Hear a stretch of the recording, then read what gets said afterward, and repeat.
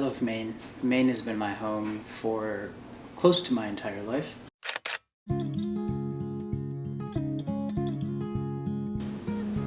I was born in Portland and spent the first 10 years of my life there. And then I moved up to Gardner, where I went to high school.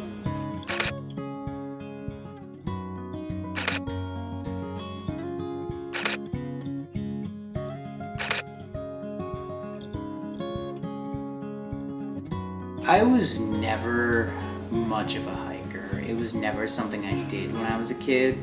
I was actually more so the kid who would like hide in the corner of the playground and play Pokemon on my little Game Boy, and then would go home and play computer games all night.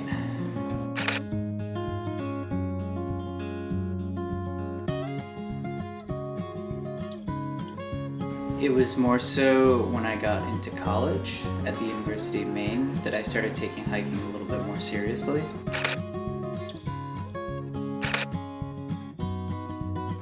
And even then, it was more so just casual jaunts to Acadia with friends, doing the Precipice Trail and the Beehive Trail and finding ways to combine the two.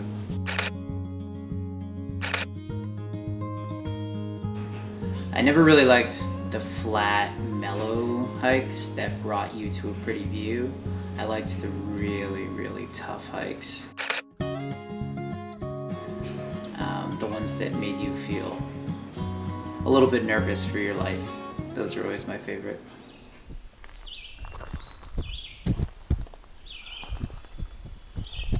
So the first hike was Ellen and Abraham.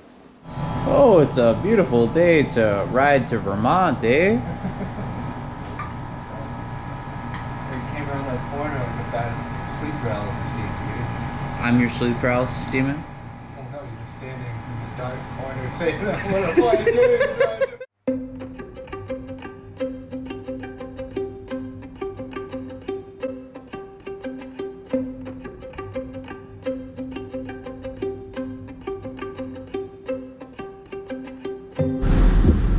So, the idea is that we're going to be doing 4 peaks over the course of 3 days in the form of 3-day hikes.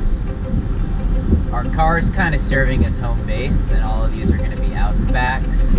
So thankfully I don't have to carry a bunch of weight, more so just the camera gear and the food that I'm going to need for that general hike and any other things that I deem relevant.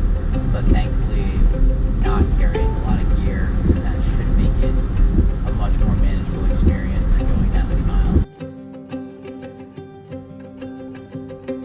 Oh, you're a hiker. You must be so healthy. You must be the paragon of health. Yep.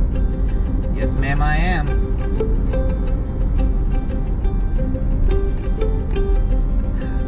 Glad you noticed.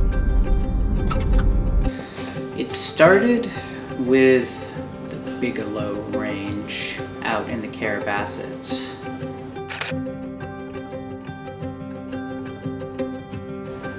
I showed up to the Bigelows one quiet September day. It was late September, and had my gear full of very, very high tech, but very, very little used, like ultralight backpacking gear. And I just threw myself at the mountain.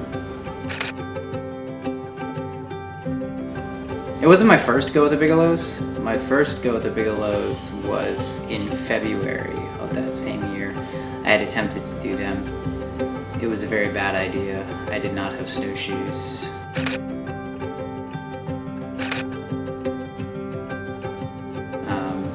I made it all the way to Cranberry Pond and got turned around.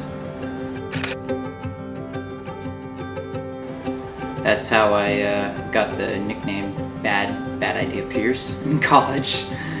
And that stuck with me for a little while, unfortunately. I ended up actually knocking out 5 mountains that weekend. I knocked out West Peak and Avery Peak in the Bigelows.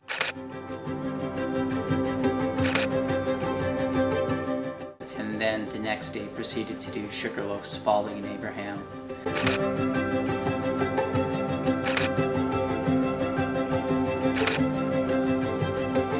The majority of the peaks in Maine are located in the Carrabassett Valley, which is kind of in western Maine past Kingfield. And so that entire area is kind of a giant playground. I had gotten in over my head at least twice.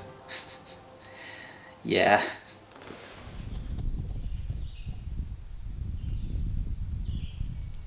Here we are in Lincoln Gap. We're going for Ellen and Abraham, but first, we gotta get ready. The only way we know how. Which is... Party time. Party time. Alright, so let's take a moment to talk about the shorts. Oh yeah. It's always a tradition amongst us hikers to have the shortest, most ridiculous shorts possible.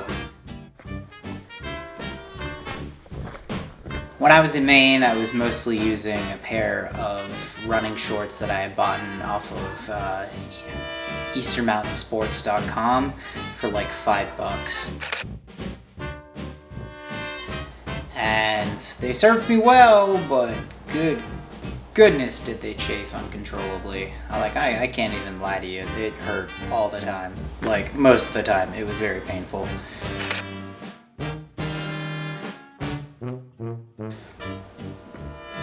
In New Hampshire, I was rocking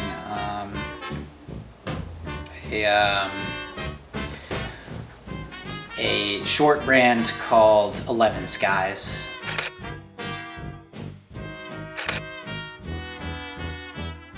Those were really, really nice, very short, which is always the goal.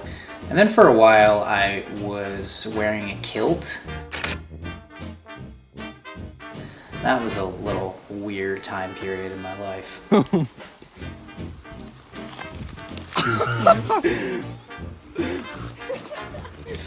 it kind of goes back to the whole wanting people to notice me thing. I wore a kilt, and that was kind of my whole personality. In retrospect, all you can do is shake your head and smile. But yeah, it was pretty important to me back in the day to be different, I guess. But for Vermont, well, the story behind those shorts is quite funny. I ended up buying them at Patagonia. Me and a friend of mine went to Patagonia, and he bought a pair of women's running shorts, and he's like, well, if I'm buying these, you have to buy those. Fun fact about the shorts that I wore, they were actually meant for children. And they fit me, which, well, I'm still working on how to mentally process that one, I guess. I feel like there's going to be a bunch of little gnomes waiting at the end of this trail to ask us questions. Exactly. That would be like the least weird thing we'd see in Vermont. Yeah, Not gonna lie. And then the top of the centaur is Bernie Sanders. And he's like, I am once again asking for your gold pieces. The hike up from Lincoln Gap to Abraham was actually surprisingly quite easy.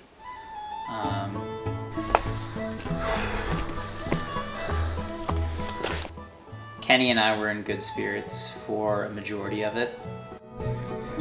Don't worry, your toll gets distributed evenly among people and goes towards healthcare, free healthcare for everybody, and universal basic income.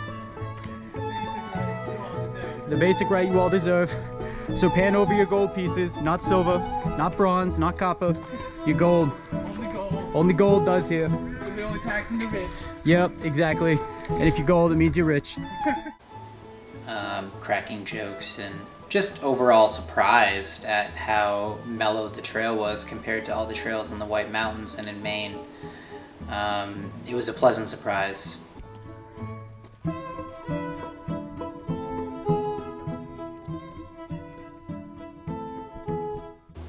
Because my legs were still very, very sore, and I was a little worried on whether or not they would hold up, but they held up just fine.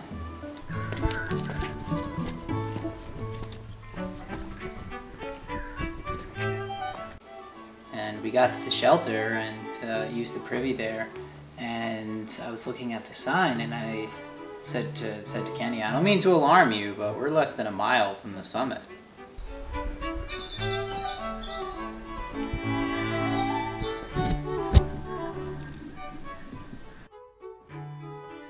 Damn, bro, you fall in?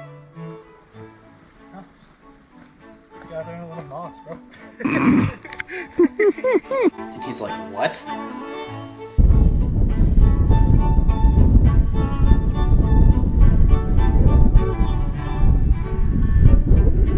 So yeah, Abraham was a breeze.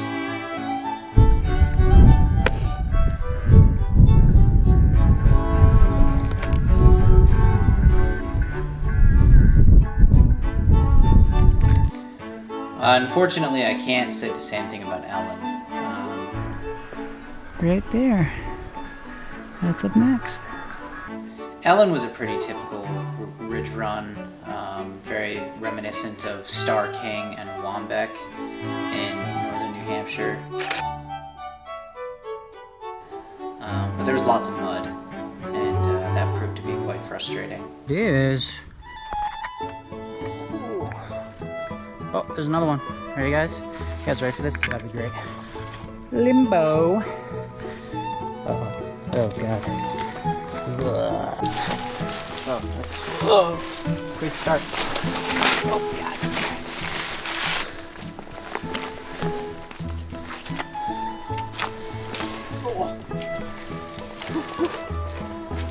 Yay!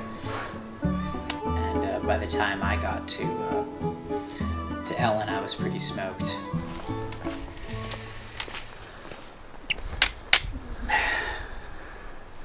Yeah. And then we were sitting on the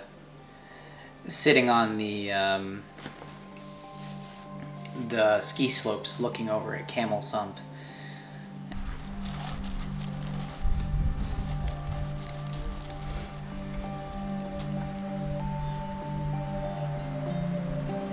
And I had just gotten it into my head that I was far from home and had 2 more mountains to go, which isn't a lot, but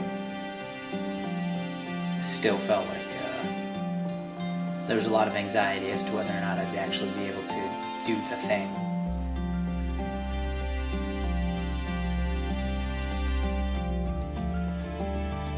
And not leave this task undone, because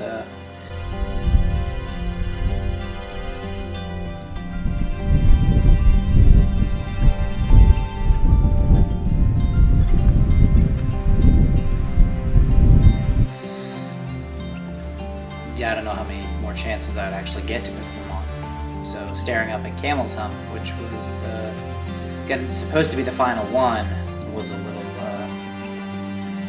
little nerve-wracking for sure. It definitely plucks some mental strings, and not in a good way.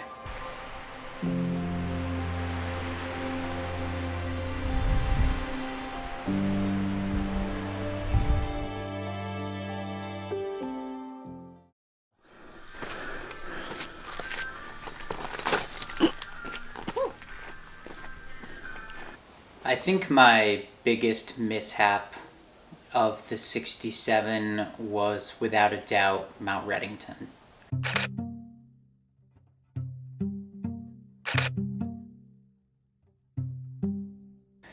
Reddington is a 4,000 footer just off of South Crocker.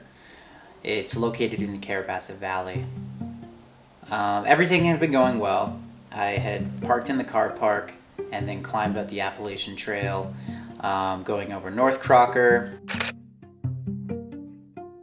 and then to South Crocker,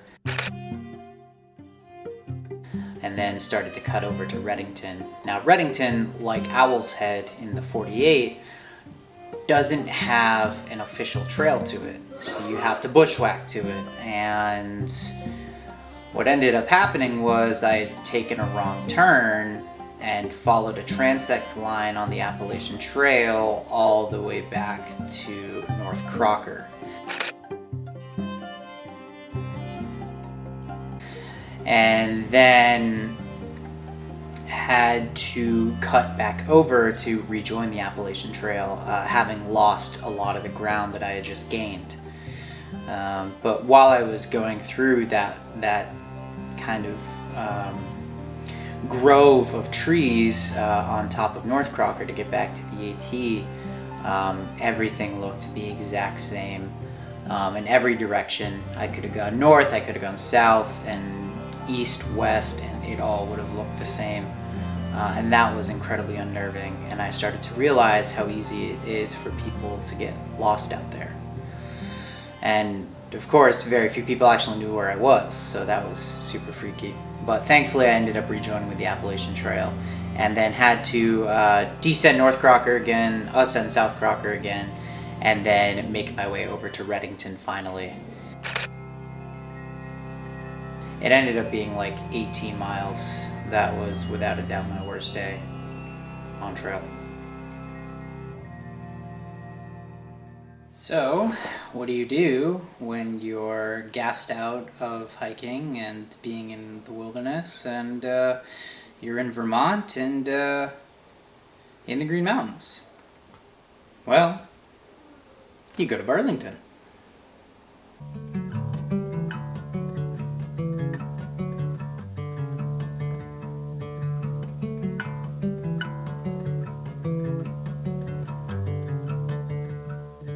You know, with hiking, sometimes it's important to just slow down and enjoy what's around you. And that's something that took me a very long time to figure out.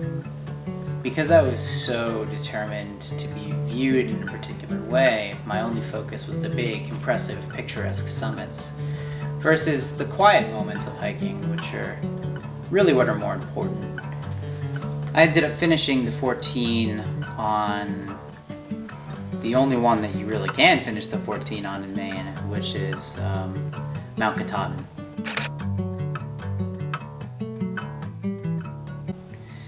Mount Katahdin is really special, and let me tell you why.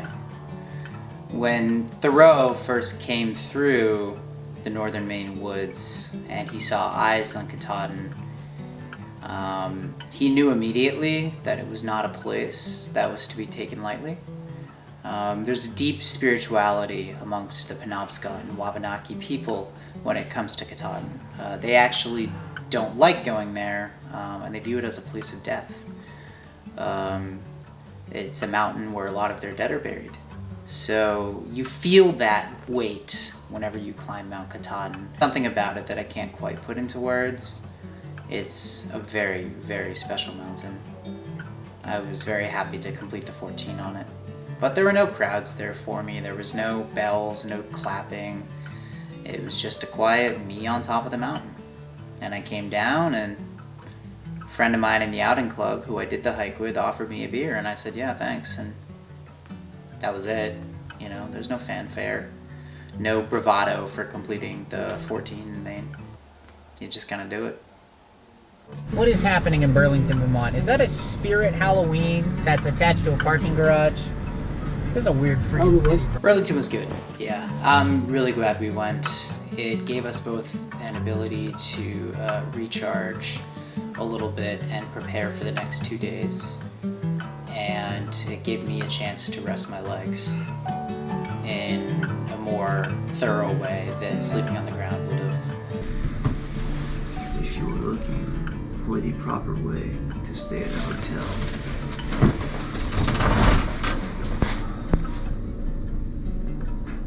this is absolutely it. The nice thing was that Ellen and Abraham were kind of the long day, right? And the other two were just less than 6 miles. So the next 2 days were supposed to be easier. Supposed to be.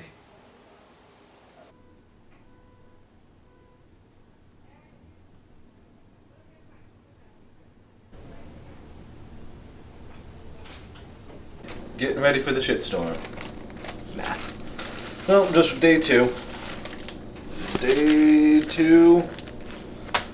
Got Mansfield. That's right. Be a fun one after a 12-mile day yesterday. I was about to say it only took us 6 hours. We gotta be modest with ourselves. To 7. The beautiful thing about staying in a hotel is that you don't have to treat the water preemptively. You don't have to squeeze it out of a filter. You can just fill it up from the tap. Like this. And there you go, you're ready to go. It's like magic. Magic.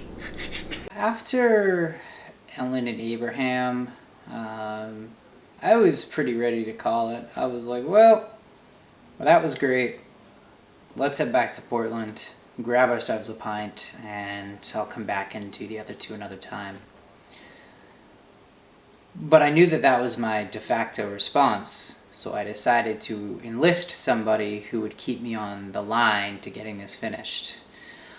The only person I know who can really knock my hesitation out of me. I can see Mansfield in that clip. And it's not there. You actually didn't hike that? There's no way it only took that long. Enter Henry Southall.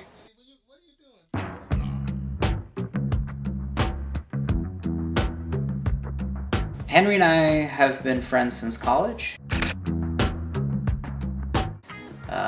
We met because we showed up to the outing club meeting on the wrong date. So we showed up to where the outing club was supposed to be, and it was a feminism in psychology lecture instead of the outing club. So you can imagine our surprise. Two mountain dudes walking into a feminism in psychology lecture. They weren't happy to see us either. Hey Henry, where's your hat, bro? It's a Christmas ornament, that's what it was. But no, me and Henry went on a bunch of adventures together. We had a lot of fun together in the mountains, and we got into some really foolish situations together. Our tent is covered in rime. It's like the ice castle from Frozen. Our sleeping bags are covered in rime. Our tents are covered in rime. It's crystallized. Dude, They're steaming. everything's friggin' crystallized, bro. So, yeah, he was definitely the one to bring. He was the one to bring to finish the 67, because if there's one person I know that could get me to do it, it's that guy.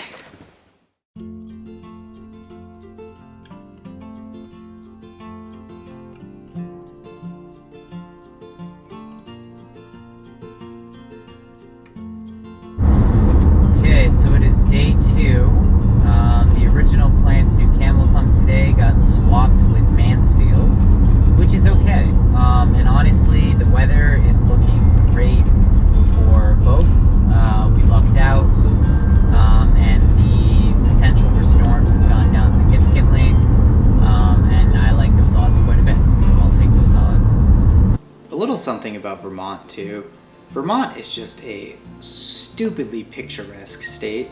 Like every single bend in the road is like a postcard picture. You got the rolling hills, and they gave way to farmlands and beautiful barns, and Vermont is just a pretty state. It truly was a joy to be able to experience that state.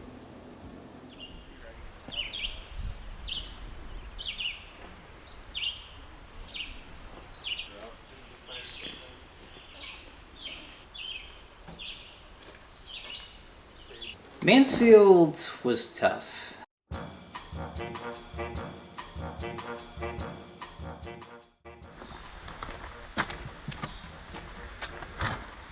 What a responsible man.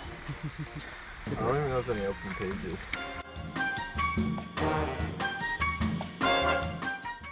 I think that there was a lot going through my mind when I went up Mansfield. Particularly hiking with a group of people versus hiking by myself, and being so much more out of practice than those other people were. Well, I mean, that's where we're going.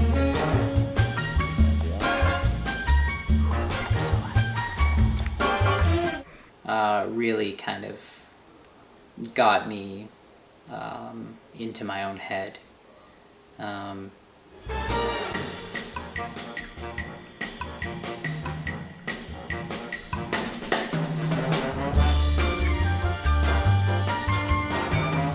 definitely wanted to lag behind a little bit just to be by myself, but they kept me with them, which was probably good.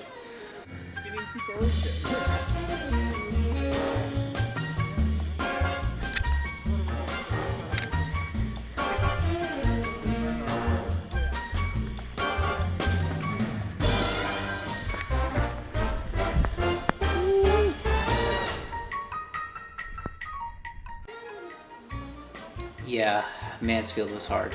I think Mansfield was definitely the hardest of the 3 days. Just mentally, maybe not so physically, but mentally.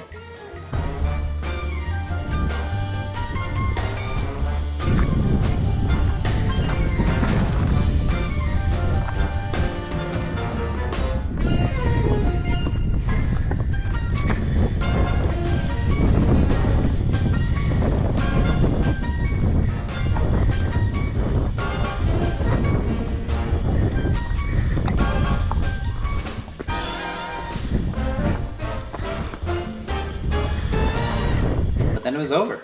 We made it to the top, and that was so special. The views are incredible.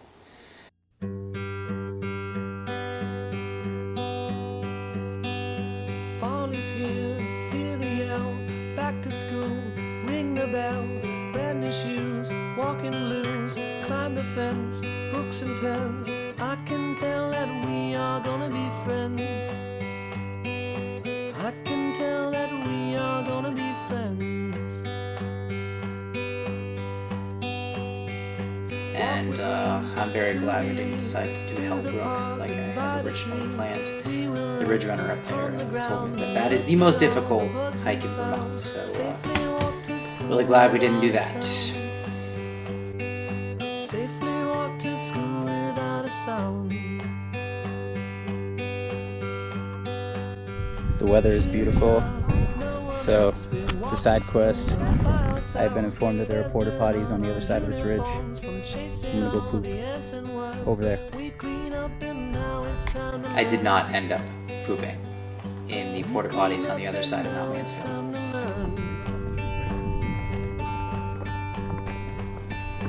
Numbers, letters, learn to spell, nouns and books and show and tell. Playtime, we will throw the ball back to class through the hall. Teacher marks, I'll hide against the wall. Teacher marks, I'll hide against the wall.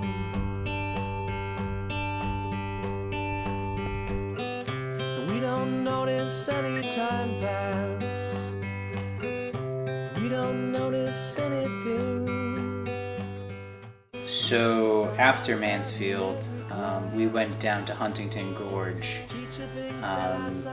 and decided to go swimming and kind of rest our feet a little bit after all the hiking we had done. About the bugs and alphabet. When I wake tomorrow, I'll bet that you and I will walk together again. I can tell that we are gonna be friends. Yes, I can tell that we are gonna be friends. I got to try creamy too, which is pretty cool. I don't know what those Vermonters are doing with their ice cream, but that shit's good. So at first I was good with the 14. There was no patch involved, but I was pretty content with completing the 14 and just calling it good. And then a buddy of mine named Kyle invited me to do Mount Tom, Field, and Willie in New Hampshire.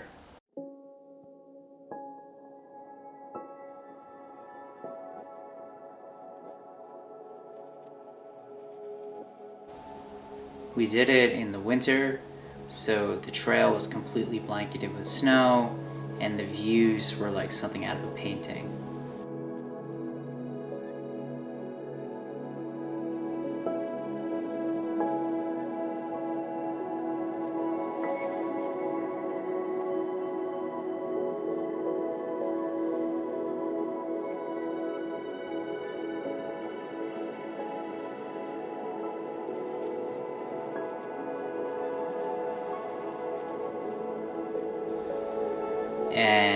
that's what started the next leg of the journey, which was the New Hampshire 48.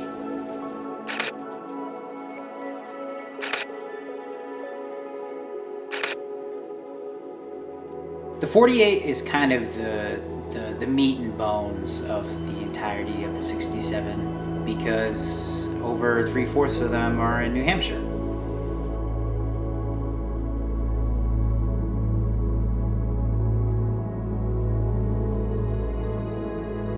It's a very daunting list. Lots of the mountains are very isolated and rugged, and some of them are outright dangerous.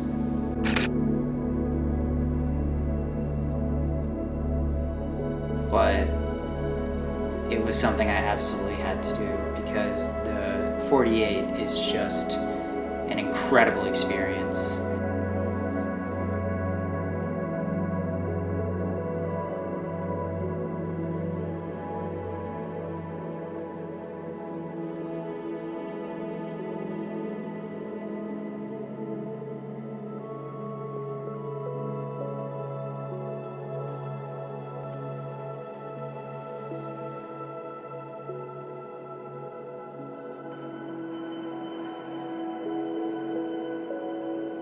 And an incredible accomplishment. Did good today. Got all 4 of them. 3 4,000 footers and 152 with a view. I'm going home and I'm gonna sit down for a little while.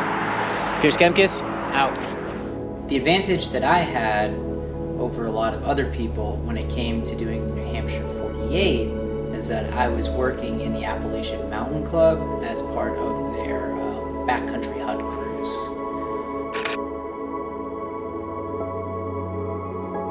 So to be a member of the backcountry hut cruise, you really have to be physically strong and mentally strong because you're out there 11, sometimes 12 days at a time. And you gotta really, really love hiking the whites.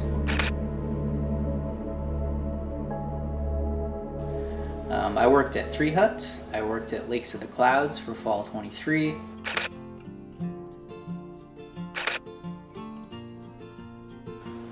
Lonesome Lake in Franconia Notch State Park for summer of 24.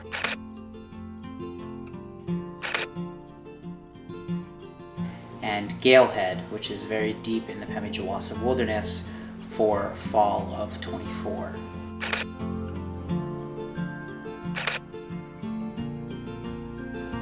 And that was really advantageous because it allowed me to be in those ranges to get after the mountains versus having to drive there every time I wanted to hike one all the way from Maine. It's a truly incredible job that's unlike any other in the world. There it is. You get really strong because you have no choice, because those hikes to your hut become less hikes and more commutes for work. So I got pretty strong pretty quickly and was able to bag a bunch of the New Hampshire peaks with relative ease.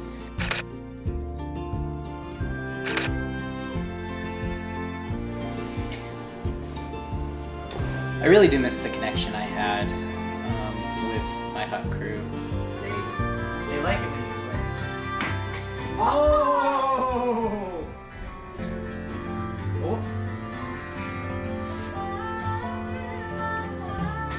Oh!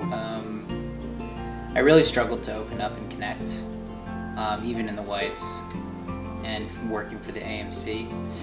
But the hut crews that I had just made the experience so special for me. Oh, that was so close. And I'm very grateful for it. I would give anything to do another season.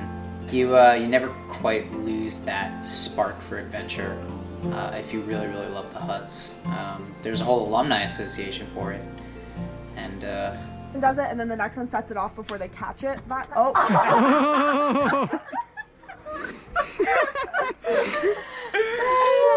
Once you do it, it's pretty easy to tell why.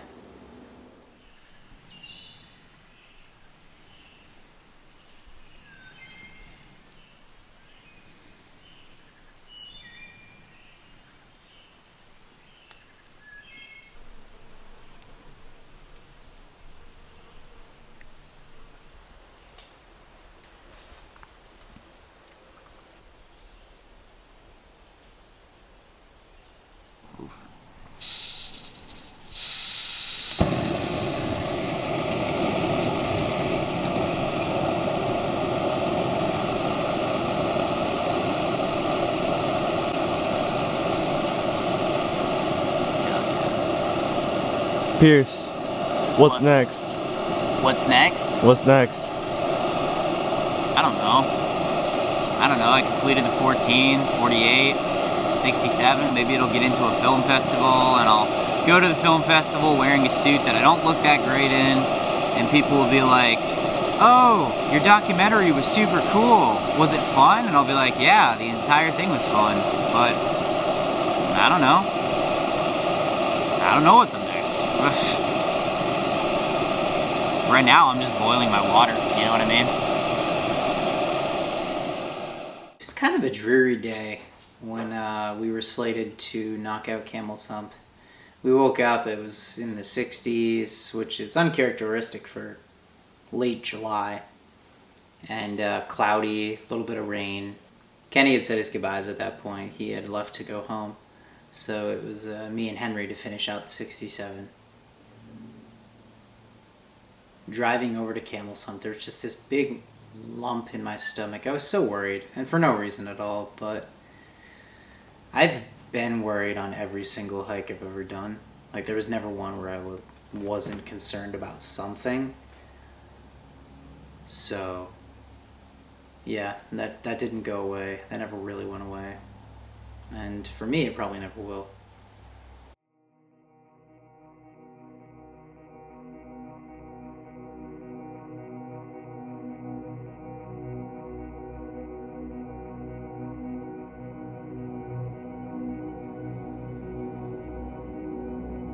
Morale was pretty high as we started to ascend Camel's Hump. Henry and I have always been a duo when it comes to hiking, and we just kind of feed off each other's energy.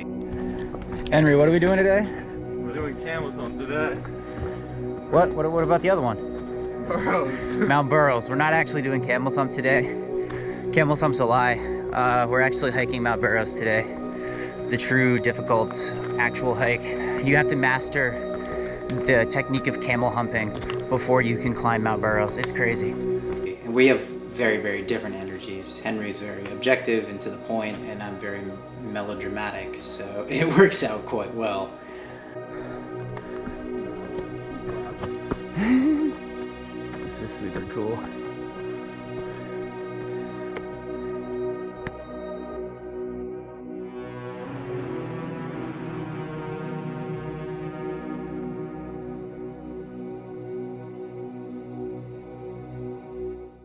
But yeah, we just made it through those last 2 miles, and just a rush of memories about starting the Bigelows 3 years ago. And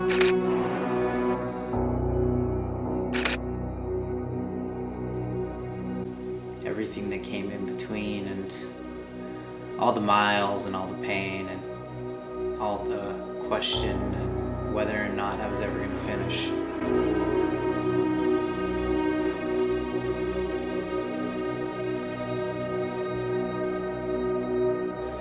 All of that was just kind of in the back of my mind, but really was replaced by just one foot in front of the other.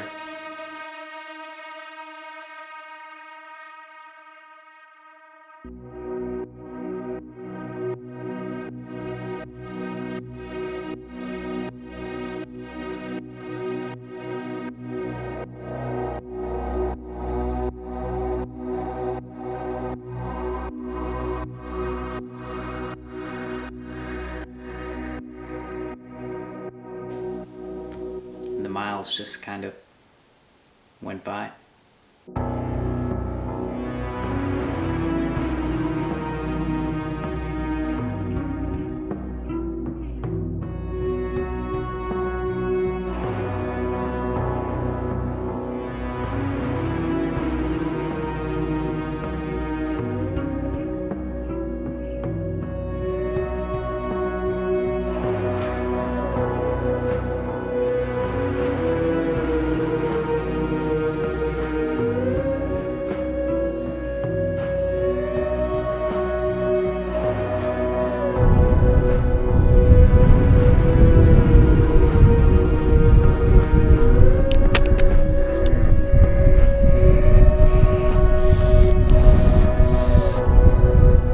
Did it, Pierce? 67 of 67.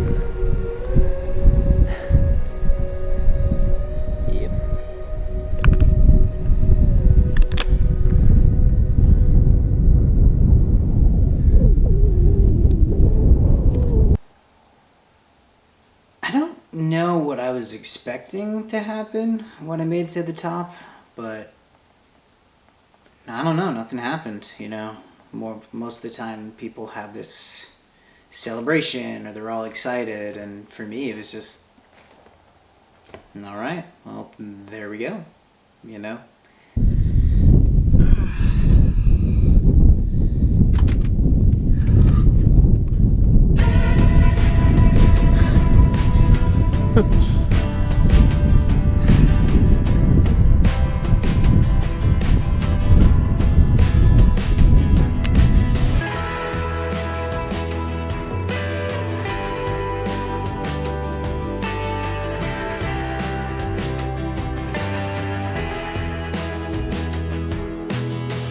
Sad to see it go. You know, it had been such a driving force in my life for so long that it was very, very sad to see it go.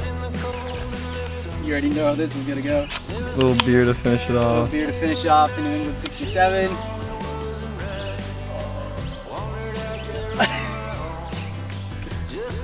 It's coming up inside. It's leaking.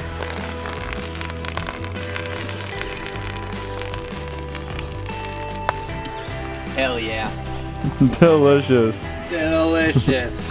It's freaking leaking out this side. But at the end of the day, they say, take only memories and leave only footprints. And I could say for sure that I have a lot of memories tied to those mountains, and without them, I don't know who I would be today. So.